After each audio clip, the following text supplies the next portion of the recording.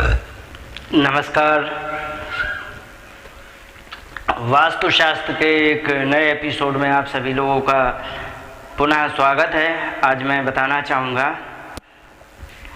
कि जो वायव्य कोना होता है, वायु का कोना, उसके बारे में आज मैं पूरी डिटेल दूंगा कि ये किस प्रकार से, इसका क्या लाभ है, क्या करने से लाभ होगा, क्या करने से हानि होगी, किस प्रकार से हानि होगी, किस प्रकार से लाभ होगा, इसका पूर्ण लाभ किन किन बातों के लिए, किन किन आवश्यकताओं के लिए किया जा सकता है, इसके कोना कटने से क्या हानि होगी, इन सभी विषयों को आज मैं लेते हुए अपने एपिसोड को मैं प्रारंभ कर रहा हूँ। तो आप सभी लोगों से निवेदन है कि चलो प्रारंभ करते हैं। तो जैसे कि एक मैं बताना चाहूँगा कि ये हमारा एक ज़मीन है, भूमि है, और उसमें हमें ये वायु कोना है, वायु कोना है। यहाँ पर चंद्रमा है।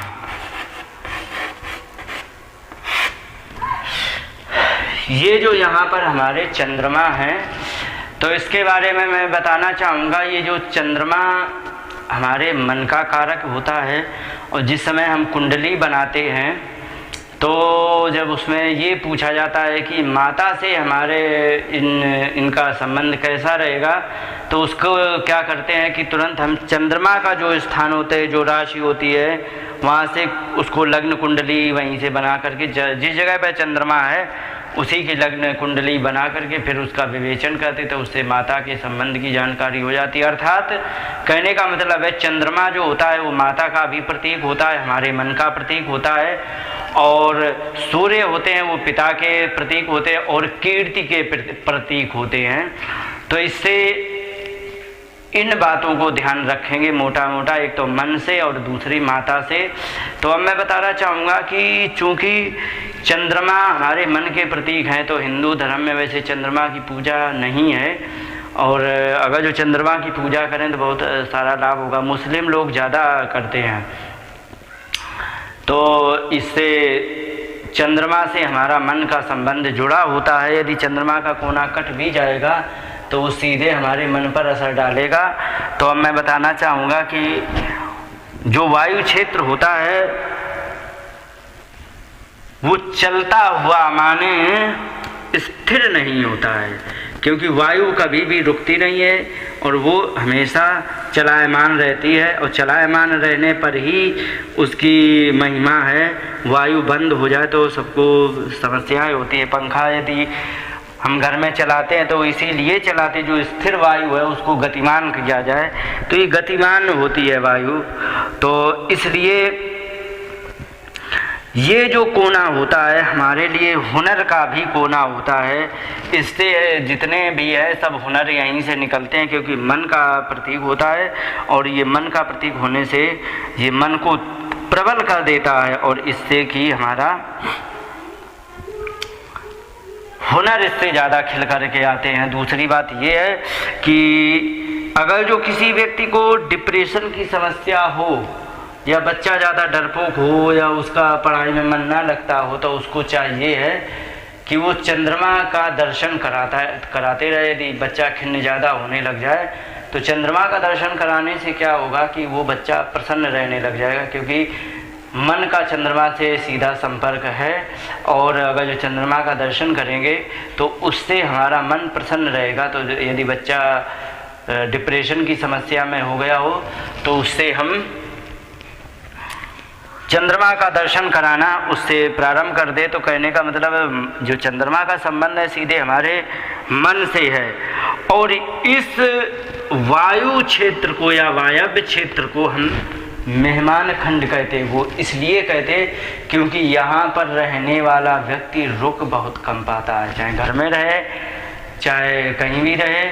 यदि हम किराए पर कमरा देंगे तो इस जगह पर जो कमरा होगा वायु क्षेत्र में, तो उस वायु क्षेत्र के कमरे में साल में कम से कम 3-4 किराएदार बदल ही जाएंगे, अपने आप छोड़ के भाग जाते, क्योंकि ये कमरा कभी रुकने ही नहीं देता, ये हमेशा चलायमान रखता है।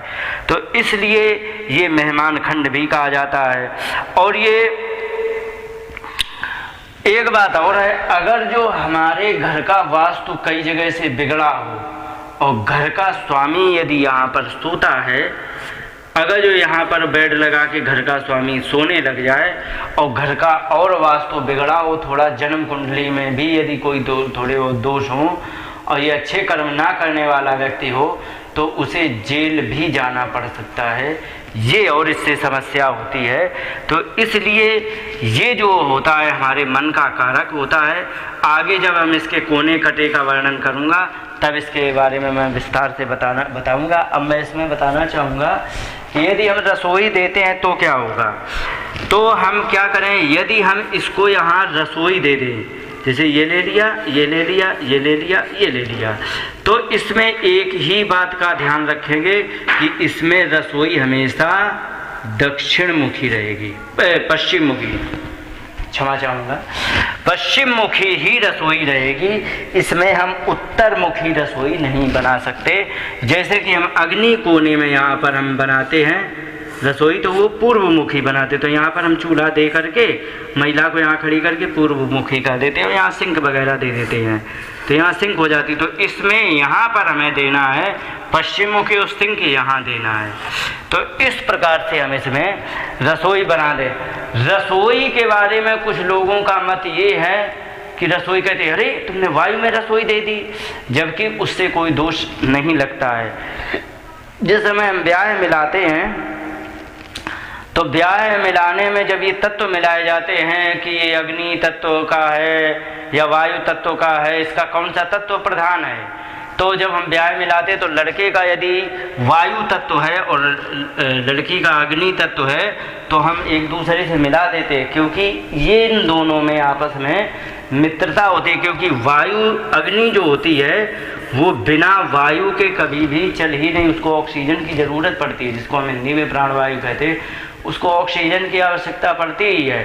क्योंकि ये अग्नि को हवा की आवश्यकता होती है और यहाँ पर हवा का क्षेत्र है, तो यहाँ से यदि हम यहाँ पर दे देंगे तो उसमें कुछ भी परेशानी नहीं होगी। बस इतना ध्यान रखना है कि उस रसोई को हमेशा पश्चिम मुखी बनाएंगे। कुछ लोग क्या करेंगे कि इसी रसोई को कहेंगे अरे तुमने इसमें ये वायु में क्यों बना दिया, आप इसी वायु के कमरे में दूसरी जगह बना सकते हो। पूछा कहाँ, इसी कमरे के हम मतलब अग्नि कोने में रसोई बना सकते, इसी कमरे के अग्नि कोने में, तो इसी कमरे का अग्नि कोना ये बना उसके उनके हिसाब से, और हम यहाँ बना सकते, इससे कोई दिक्कत नहीं होगी। तो वे कहेंगे नहीं, जबकि ये बिल्कुल गलत है। क्यों है गलत, इसके बारे में बताना चाहूँगा।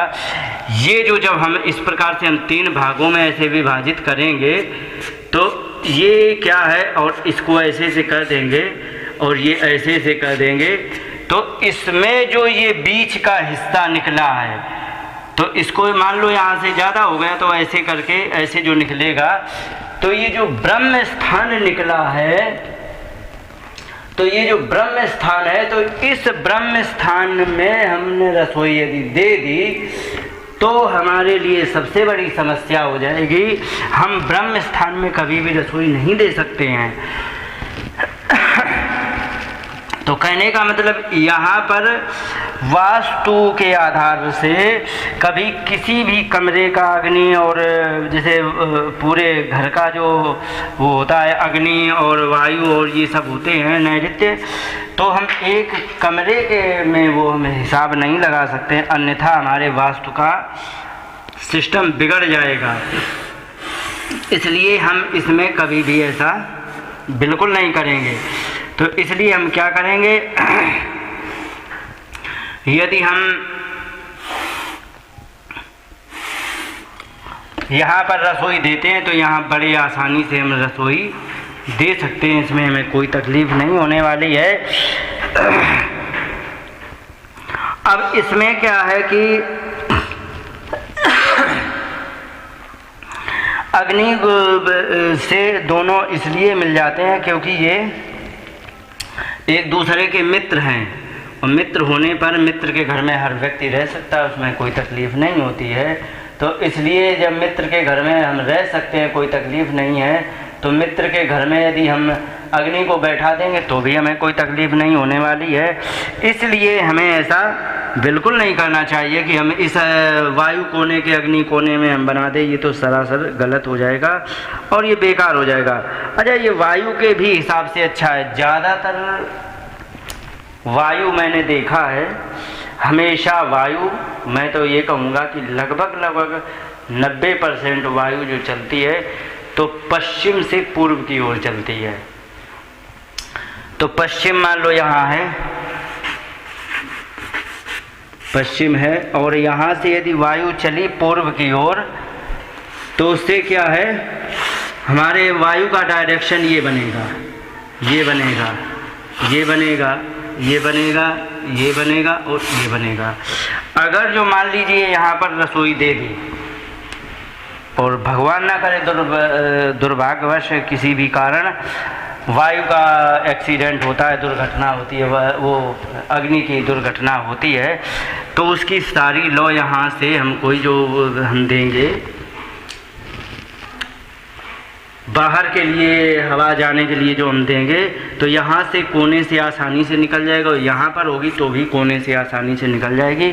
यहाँ पर हम नहीं देंगे क्योंकि यहाँ से सीधे अंदर जाएगी, इसलिए यहाँ पर रसोई देने के लिए मैंने मना किया था। नैऋत्य कोने में यहाँ पर रसोई नहीं दी जा सकती, तो यहाँ से हम देंगे तो ये अंदर सीधी चली जाएगी, तो इसलिए यहाँ रसोई नहीं, यहाँ पर रसोई है, तो इससे आसानी से हवा भी निकल जाएगी। तो इस प्रकार से उसका जब डायरेक्शन होगा हवा का, तो हवा भी आसानी से निकल जाएगी, और कोई अग्निकांड होता है तो उससे भी हमें आराम से, जैसे यहाँ पर है रसोई, तो फिर कोई आसानी से वो हवा, अग्नि की हवा बाहर निकल जाती। तो इससे इस प्रकार से ये हमारे लिए लाभकारी है, कोई दिक्कत भी नहीं आती है, और बड़े आसानी से हम इसको, हम यहाँ पर इसमें वायु में मैं आराम से उसमें बनाई जा सकती है, और बनाने के बाद इसमें हम दे सकते हैं और आसानी से उसमें बिना दोष के।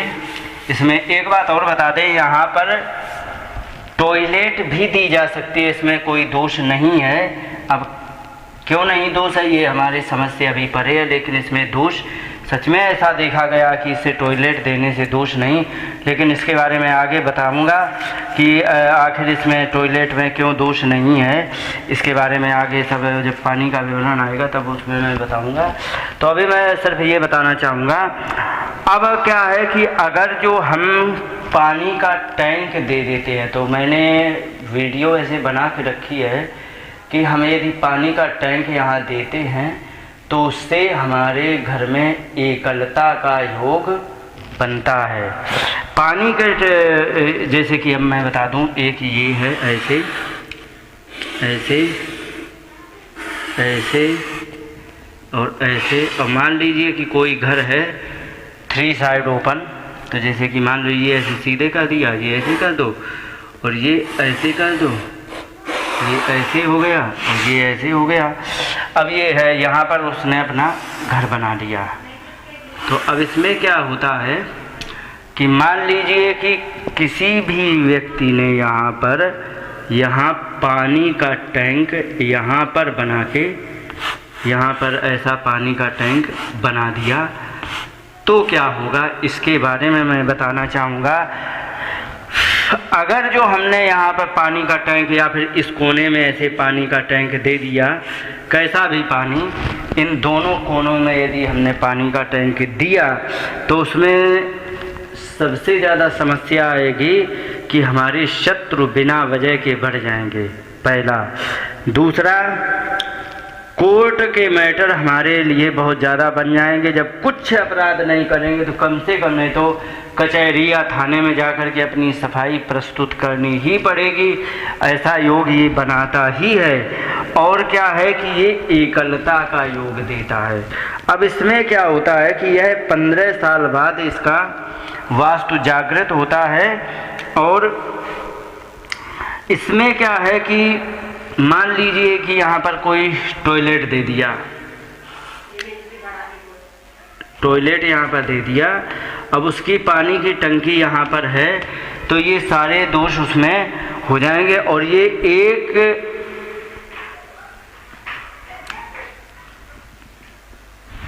साल तक तो परेशानी देगा। इसके बाद ये एकलता का योग देगा। दूसरी बात ये है कि इसमें यहाँ पर जो वायु क्षेत्र है तो इसमें जो ये जो दिया गया है तो ये टॉयलेट यहाँ बना दी है तो उससे कोई दिक्कत नहीं है, लेकिन जो ये टंकियाँ ये बनाई गई हैं ये दिक्कत देती हैं। अब इसके दोष के निवारण के लिए इसमें होता क्या है कि लड़कियों की शादी भी नहीं हो पाती है और ये शादी के लिए देर कर देता है। और कहीं बाई चांस अगर जो यहाँ से दरवाज़ा दे दिया, इस जगह से तो दरवाज़ा बना दिया गया, ऐसे दरवाज़ा यहाँ से दे दिया गया, ये अग्नि का दरवाज़ा हो गया, यहाँ पानी दे दिया, तो इसमें बहुत बड़ी समस्या आ जाएगी। इसमें लड़कियों की शादी नहीं होगी, जो भी घर में रहेगा वो अकेला रहेगा। दूसरी बात और बता दें कि इसमें मान लो 8 लोगों का परिवार इसमें रहने आया, धीरे धीरे क्या होगा कि इसमें 2 ही लोग रहेंगे, वो भी ऐसे लोग रहेंगे कि जो एक दूसरे से बात भी ढंग से नहीं कर रहे हैं, तो ऐसे लोग रह जाएंगे। ये एकलता का योग दे करके लड़कियों की शादी भी नहीं कराएगा और यहाँ पर सब लड़कियाँ बैठी रह जाएगी। अब इसके दोष के निवारण के लिए मैं बता दूँ तो इस दरवाजे को यहाँ से सबसे पहले तो इसका दरवाज़ा यहाँ से बंद करना चाहिए। तो हम इसका दरवाज़ा यहाँ से दे सकते हैं, तो इसको ऐसे हम यहाँ से ऐसे हम दरवाज़ा यहाँ से दें। दूसरी जो ये पानी की टंकियाँ हैं, मान लो यहीं पर टॉयलेट है तो उसकी ऐसे यहाँ से निकाल करके और ऐसे लाके यहाँ पर हम पानी की टंकी हम आसानी से दे सकते हैं। तो इससे क्या है कि ये जो है एक तो यहाँ से रोग का दरवाज़ा ख़त्म हो गया, दूसरा यह एकलता का योग ख़त्म कर दिया और यहाँ से कीर्ति का जो सूर्य का दरवाज़ा है वो दे दिया। तो ये दोनों दोष यहीं से समाप्त हो जाते हैं और इसलिए इसमें कोई दिक्कत नहीं आती है। तो इसमें मान लो, अब एक बात और बीच में बताना चाहूँगा, इस प्रकार से इसका दोष निवारण हो जाएगा। अब इसके बारे में और थोड़ा विस्तार करूँ। मान लो मैंने कहा लड़कियाँ ब्याह से रह जाती हैं। अब इसमें मैं एक बात और बताना चाहूँगा कि मान लीजिए कि उसके घर में लड़कियाँ है ही नहीं, लड़का है, तो क्या होगा, तो उसके बारे में मैं बताना चाहूँगा। जैसे कि कोई ये है, अब साधारण बना करके और उसका उदाहरण देते हुए अब मैं आगे बात करूँगा। तो ये हो गया। अब इसमें क्या है कि मान लीजिए कि उस व्यक्ति के यहाँ पर उसने टंकी दे दी है और उसके घर में लड़का ही है, तो उसमें क्या है, लड़के का ब्याह होगा तो बहू आएगी, तो बहू जो आएगी तो वो आएगी तो वो कभी भी ससुराल में रुकेगी ही नहीं। और इसके बाद वो जब भी होगी वो एक ही बात कहेगी कि हमें सास के साथ नहीं रहना, हमें देवरानी जेठानी के साथ नहीं रहना है, हमें किसी के साथ नहीं, या फिर घर अलग लो या किराए पर रहो, पर यहाँ नहीं हम रह सकते हैं। इस प्रकार से वो ज़बरदस्ती दबाव बनाएगी और अगर जो उसकी नहीं सुनी जाएगी तो पता लगा कि वो कहीं गई, मतलब अपनी मायके चली गई और फिर उसने कह दिया कि अब वहाँ जाना ही नहीं है, तो कहो जा कर के फिर आपको कोर्ट कचहरी करना पड़े। तो कोर्ट कचहरी फिर भी उसने आपको बना दिया, तो यहाँ से कोर्ट कचहरी का भी वो योग बना करके और वो तुमसे, फिर तुम चाह रहे हो कि हमें तलाक नहीं देना, वो कह रहे कि हमें तलाक चाहिए, तो कोर्ट में आपको फिर भी खड़ा होना पड़ेगा। तो इसलिए कहने का मतलब ये कोर्ट का भी मैटर देता है और तुम्हारी दुश्मनी बन जाएगी। क्यों दुश्मनी बन जाएगी? क्योंकि जिस ससुराल पक्ष से मित्रता बनानी चाहिए तो कोर्ट में खड़ा कर ला के खड़ा किया तो आपकी मित्रता तो रही नहीं, मित्रता तो ख़त्म हो गई, तो वहाँ पर मित्रता भी नहीं रहेगी और आपको बिना मतलब की शत्रुता मोल लेनी पड़ी कोर्ट में जा कर के। दूसरी बात, वो यहाँ पर जो रहने आई थी, साथ देने आई थी, वो जा कर के अपने घर चली जाएगी। तो इस प्रकार से यहाँ पर इसका भी योग बनता है। अब इसके बाद मैं बताना चाहूँगा कि अगर जो हम पानी की टंकी दें तो पानी की टंकी को हम कहीं भी दे सकते हैं। पानी की टंकी के लिए मैं बताना चाहूँगा, ऊपर जो पानी की टंकी छत पर दी जाती है उसको हम कहीं भी दे सकते हैं, यहाँ भी दे सकते हैं यहाँ भी दे सकते हैं, उत्तर में भी दे सकते हैं, यहाँ भी दे सकते हैं, यहाँ भी दे सकते हैं, यहाँ भी दे सकते, यहाँ भी दे सकते और यहाँ भी दे सकते। बस शर्त ये है कि कहाँ पर टंकी हम नहीं दे सकते। एक तो इन सभी जगह में हम उस जगह नहीं दे सकते जिसके नीचे या रसोई घर और बेडरूम ये दोनों आ रहे हों, और उस जगह नहीं दे सकते जो ब्रह्म स्थान होता है। ब्रह्म स्थान हमारा यहाँ पर होता है।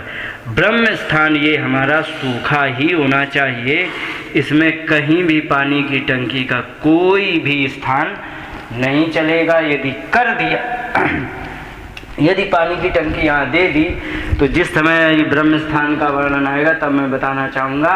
फिर भी अंत में बता दूँ, ये मृत्यु का योग बनाता है। तो अब इसको छोड़ते हुए मैं बताना चाहूँगा, यहाँ हम पानी की टंकी दे सकते हैं, लेकिन शर्त ये है कि इसके नीचे रसोई नहीं होना चाहिए, बेडरूम नहीं होना चाहिए। तो अगर जो बेडरूम रसोई है तो चूँकि हम अग्नि जो होती है पानी से कमज़ोर होती है, उसके ऊपर तुमने पानी चढ़ा दिया, नीचे अग्नि है, तो वो एक वास्तु दोष है। इसके निवारण का मात्र एक जरिया ये है कि मान लीजिए आपकी मजबूरी है। अब जैसे बम्बई जैसे शहरों में तो बड़ी समस्या, छोटे छोटे जितने अन्य जगह पर कमरे होते हैं उतने में तो उनका पूरा सिस्टम होता है, तो छोटे छोटे होने के कारण उसमें क्या होता है कि उनके पास जगह का अभाव होता है, तो वो पानी की टंकी का वो रख दे और वो उसके रसोई में आ जाए और बेडरूम में आ जाए। तो उसके लिए एक उपाय ये है कि जितनी बड़ी पानी की टंकी है उतनी बड़ी तांबे के एक चद्दर जैसी, तांबे की चद्दर जैसी चद्दर ही लेकर के, जितनी बड़ी टंकी है तो उस टंकी को उठा के उसके नीचे चद्दर दबा दे और फिर इसके बाद नीचे यदि है तो आपका दोष निवारण इसलिए हो जाएगा क्योंकि पानी और अग्नि के बीच में तांबा आ गया। तांबा से क्या है कि इन दोनों के संयोग का मेल खत्म हो जाता है और ये दोष खत्म हो जाता है। तो इस प्रकार से हम निवारण आसानी से कर सकते हैं। अब मैं ये बताना चाहूँगा कि अगर जो ये कोने कट जाएं तो क्या होगा, ये विषय मैं आज लेना चाहूँगा कि अगर जो हमारे ये कोने कट जाएं तब क्या तकलीफ़ होने वाली है। तो इसके लिए मैं बताना चाहूँगा, जैसे कि एक हमने लिया, ये ले लिया, ये ले लिया, ये ले लिया, ये ले लिया।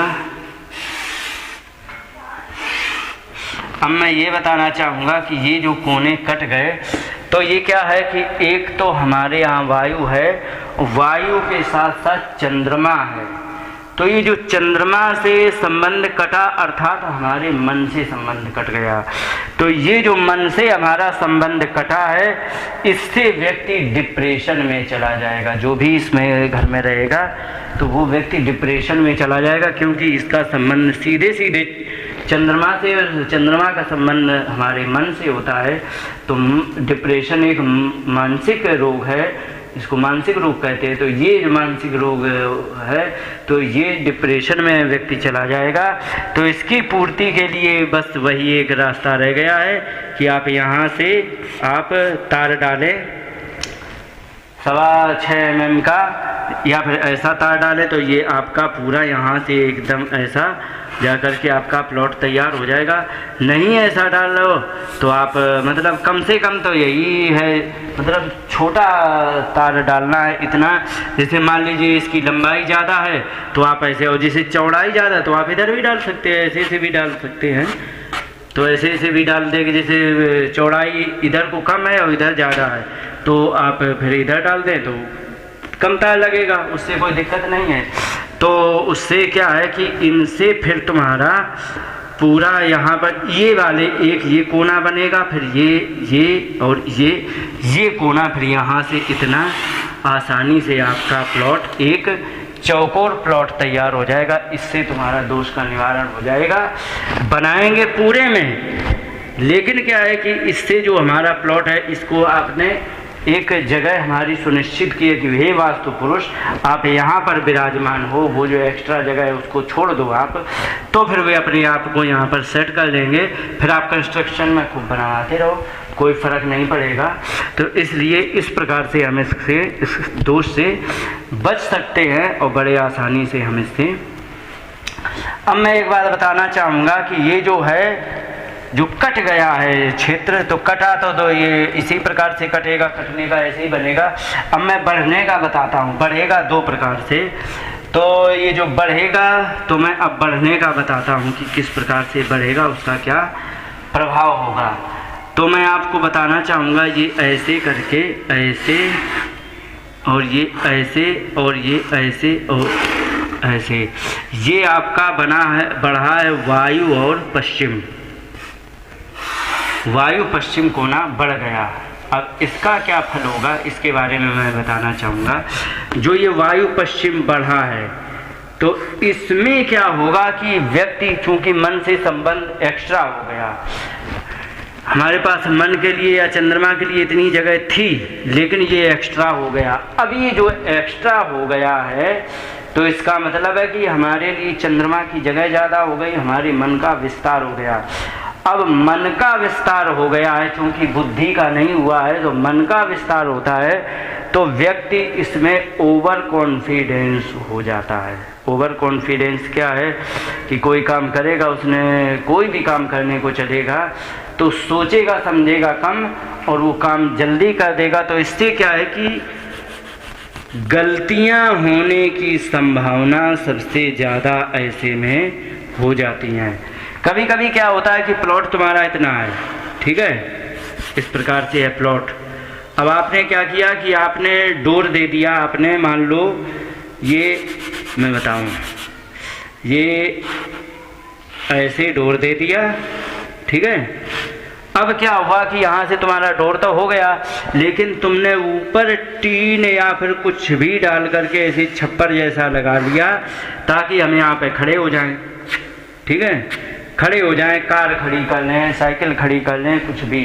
तो चूंकि ये तुम्हारे घर से एकदम जुड़ा हुआ है, तो ये आपको वास्तु दोष, इसके बारे में मैं कई बार कह चुका हूँ, कोई बात नहीं, जितनी बार बात होगी आवश्यक मैं दोहराता ही रहूँगा। कोई ये नहीं सोचे कि ये बात बार बार कही जा रही, बार बार कही जा रही, उसकी आवश्यकता है इसलिए।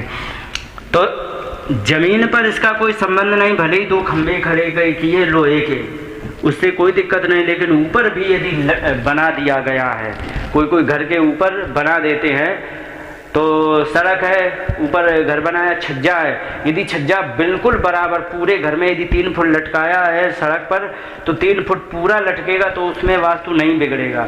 पता लगा कि तुमने छज्जा एक जगह 3 फुट लटकाया और एक जगह 6 फुट लटका दिया, तो आपका वास्तु बिगड़ जाएगा।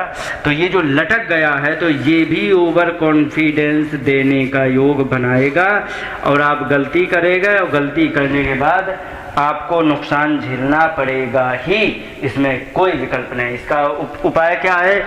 उसका उपाय सिर्फ ये है कि यहाँ से यहाँ आप अगर जो छप्पर टीन टप्पर कुछ डाल रहे हैं, तो यहाँ से यहाँ तक आप तांबे के तार से उसके सीमा रेखा तय करेंगे। सीमा रेखा तय करने के बाद फिर इसके बाद आप अपना काम यहाँ से आगे बढ़ाएंगे। अब ये रहा, मैंने बताया आपको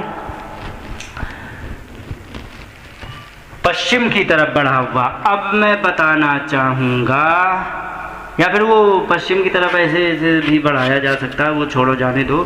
अब मैं बताना चाहूँगा कि तुमने यदि ऐसे करके और ऐसे ये बढ़ा लिया, ये ऐसे बढ़ा लिया, तो इससे क्या होने वाला है इसके बारे में मैं बताना चाहूँगा। अगर जो तुमने ये बढ़ाया, तो इसमें क्या होता है कि स्त्री जो होगी तुम्हारे घर में, वो ओवर कॉन्फिडेंस हो करके और वो सबसे ज़्यादा गलतियां करेगी। तो ये जो होता है, इससे स्त्री अधिक ओवर कॉन्फिडेंस होती है, जिसको हम कह दें कि वायु और उत्तर की तरफ बढ़ा हुआ में स्त्री ओवर कॉन्फिडेंस होगी, और वायु और क्या कहते हैं पश्चिम कोना बढ़ने पर पुरुष अधिक ओवर कॉन्फिडेंस होगा, तो इसमें जो भी ओवर कॉन्फिडेंस होगा वो गलतियां ज़रूर करेगा, क्योंकि मन से संबंध बढ़ जाता है, इसलिए वो गलतियां करेगा और गलतियां करके वो फिर अपकीर्ति भी प्राप्त कर सकता है। क्योंकि गलती हुई, क्योंकि गलती का एक सीधा सिद्धांत ये होता है कि गलती हम करें, नुकसान मैं अपना करूं, लेकिन खिल्ली पड़ोसी ज़रूर उड़ाएंगे, उसमें कोई रोक नहीं सकता है। तो इसलिए उसमें गलतियां होने से, और मैंने ये भी बताया था आपको, जो ये कोना कट गया था ऐसे करके, तो इससे क्या है, माँ से भी संबंध कट जाता है, तो इससे माँ से भी संबंध बिगड़ने की आशंका होती है। बाकी ये होता है। तो इस प्रकार से मैंने आज आपको वायव्य कोने के बारे में मैंने आप सभी को जानकारी दी। इन्हीं शब्दों के साथ बात को विराम देते हुए नमस्कार, जय हिंद। अब मैं अगला चैप्टर प्रारंभ करूंगा ब्रह्म स्थान के बारे में। तो ब्रह्म स्थान रह गया, चूँकि मैंने ईशान ले लिया है और अग्नि ले लिया है, नैऋत्य ले लिया, वायु का आज कर दिया है। अब मेरा रह गया है ब्रह्म स्थान में। तो ब्रह्म स्थान में मुझे क्या क्या करना चाहिए, इसमें क्या विशेषता है, क्या सावधानियां हैं, किसका प्रतीक है, इस सभी विषयों को लेते हुए यहाँ से अगले एपिसोड में मैं उसकी जानकारी दूंगा। इन्हीं शब्दों के साथ अपनी बात को विराम देते हुए नमस्कार, जय हिंद।